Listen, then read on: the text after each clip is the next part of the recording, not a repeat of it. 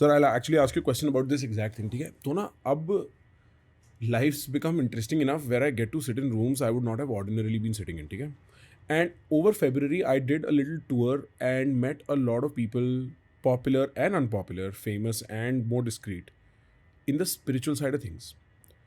And I had access to a lot of backroom conversations that did not show up on camera. In fact, most of it never showed up on camera. And there were people I could trust with sufficient rationality कि ये rational आदमी है, इतनी जल्दी, they're not looking for magic everywhere, right? That's kind of right. people That's right. who had videos and also had oral testimony to the effect that they've met people with actual siddhis ki it makes no sense. Like somebody was telling me about this one fellow who could just generate objects out of their hand. Yeah. And generally I would be inclined to be like, "Arey yaar, you're looking for magic and you're imagining this or you want to believe in it." But it did not look like the kind of conversation where they wanted to impress this upon me. They said very matter-of-factly, I was like, this is strange, and it came up again.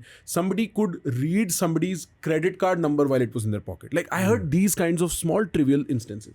And I wonder what your view on this Siddhi stuff is, and if it ties at all to altered states of consciousness in any...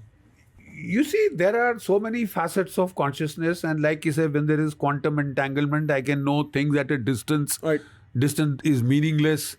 Information is instantaneous and universal.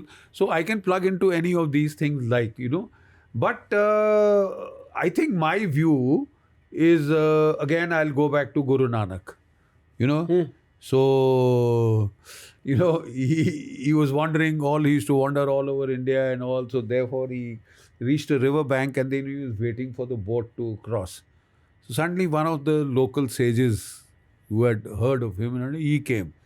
He says, "Come, I'll show you what I have gained, what power I have gained." And he started walking over the water. So then he came back, "See, did you see that?" So Guru Nanak took out 2 paisa and gave it to him. So he said, "What do you mean?" He said, "The boatman charges 2 paisa to get across the water. You spent all these years just to gain this power for what? So Right. What are you you gonna can do just bloody show it off and all." You see, a lot of the time in classical yogic literature, you are supposed to shun riddhis and siddhis because they are supposed to be obstacles on the path. A lot of people get enmeshed in them and then they sidetrack. They're like shiny objects. They're like shining objects, and then you're talking of things being materialized.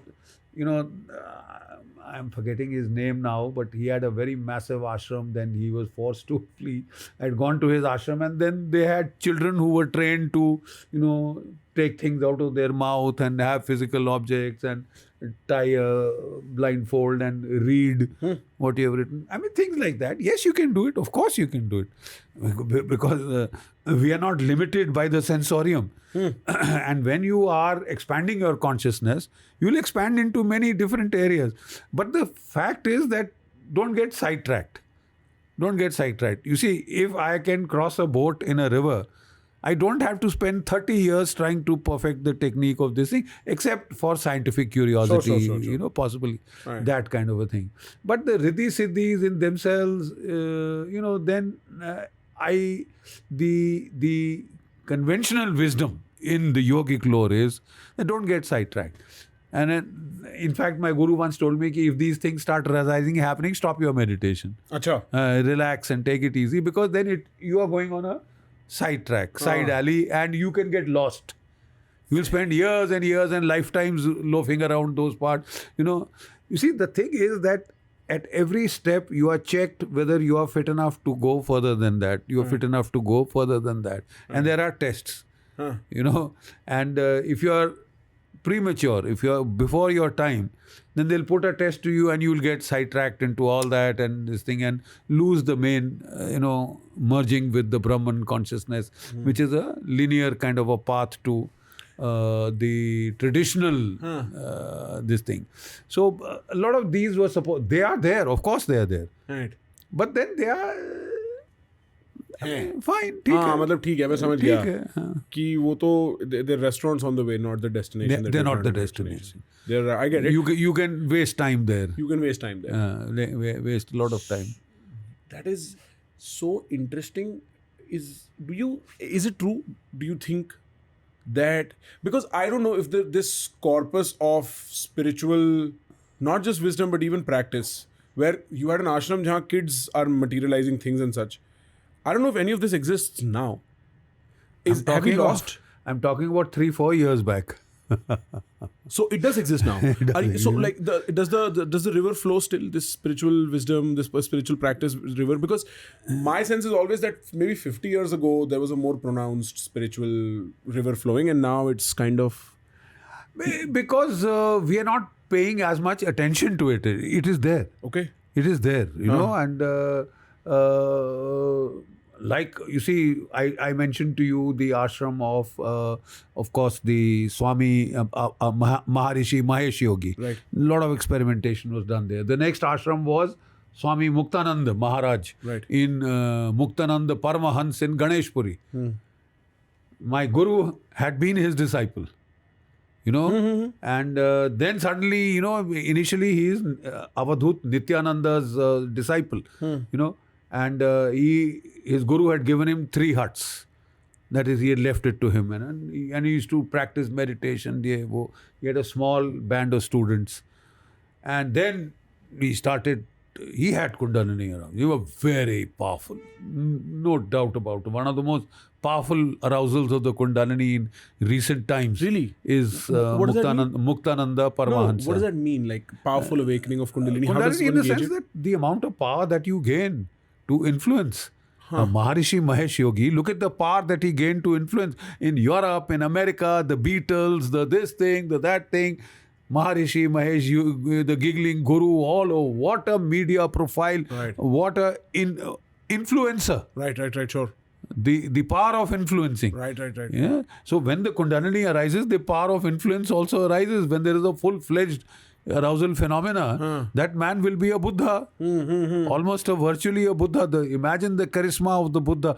Kundalini increases charisma. Ability to attract, ability to make people follow you, listen to you, you know, and charismatic surge. The avatars had it in maximum. An avatar is a person who got the maximum charisma surge of the Kundalini, fully aroused, you know. And then we have the Buddha is the 9th incarnation of Vishnu. He's an avatar. Look at that charisma surge 2000 years later. The whole of Asia, half the world Wants to pay attention. You know, Yeah. wants to the visage of the Buddha, the slight smile, that this thing, the Ushnish, not this thing is still with us down till this day. So, I mean, these people had power. And my guru sent me back to his ashram to have a look.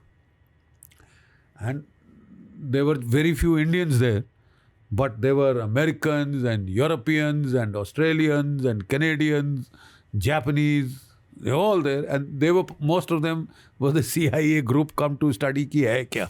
अच्छा ठीक है. Hai kya? You see? Interesting. But in that this thing they studied it for years, and then they involved their academia, their scientific community. The CIA didn't waste their taxpayer dollars so easily unless there was something, and there was hell of a lot. So Lee Sanella, Itzhak Bentov, a lot of these top scientists came to that ashram, meditated on him, on his meditation. Students who were practicing meditation, Riddhi Siddhi program. You know, it was called, and they had closed circuit television, and they had these, workshops and things like that. My God, that was another organized empire. But the best was Maharishi Mahesh Yogis, then this. And there are a number of these other, phenomena. But what I'm trying to say is that by the 1990s, this wave had subsided. A lot of the CIA literature was declassified, including on this, what was that called? Project, I'm forgetting the name, that was on this binaural frequencies. Gateway. Project Gateway. Okay. Project Gateway. So those have been declassified now. And records of those psychic espionage expeditions or forays launchings, out of the body, 300-400 cases on record, and then Astral projection, and right. all that. And then they worked a lot on trying to understand the science behind it. Interesting. Very much, and the amount of work that has been done is amazing, and it should now start coming out into open literature. They were classified paper, but they have been declassified. They are available on the net. Yeah, I know. They are available on the net. So I think with that, we in India must understand that our traditional wisdom, वो गधे नहीं थे साहब. They had the amount of knowledge that has left the American scientists, CIA people flabbergasted today. And most of your physics, quantum mechanics, there is no observation without an observer. Right. At least that's how we understand it yet. Right. There is no act of observation which is purely objective. Right. You need an observer to Define reality. To observe anything. Right. To create reality, you need an observer. Right. Without an observer, every shloka of the Veda has a rishi, a devta, and a chand. You know what that means? Rishi is the observer, chand is the observed, devta is the mechanism of observation. Every verse of the Veda has it like that. And the more that I'm studying the Vedas, the more amazed I am. Bro, अगर ये सुन के आपको मजा आया किसी भी and तक, अगर आप यहाँ तक देख रहे हो तो मजा आया ही, ठीक है? अपने आप से बात मत करो फालतू की. एक काम करो, सब्सक्राइब. Trust me.